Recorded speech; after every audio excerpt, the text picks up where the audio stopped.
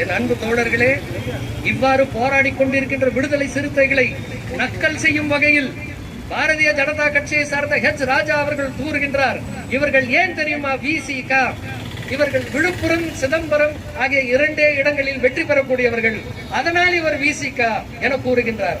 மரியாதைக்குரிய ராஜா அவர்களே, இவர்கள் வெறும் 2 தொகுதிகளில் நின்று வெற்றி பெறக்கூடியவர்களாக இருப்பார்களே, ஆனால் நீங்கள் ஒரு மாநாடு நடத்தினீர்களே காலி சேர்களை வைத்து, எந்த திருச்சியில் 10,000 சேர்களை போட்டு 500 வீரர்களை வைத்து நீங்கள் கூட்டம் நடத்தினீர்களோ, அதே திருச்சியில் தலைகளை தவிர வேறு எதுவும் தெரியாமல் ஒரு மாநாட்டை நடத்தினாரே, அவரை பார்த்தால் நீங்கள் கூறுகின்றீர்கள் அவர் விழுப்புரம் சிதம்பரம் கட்சி என்று.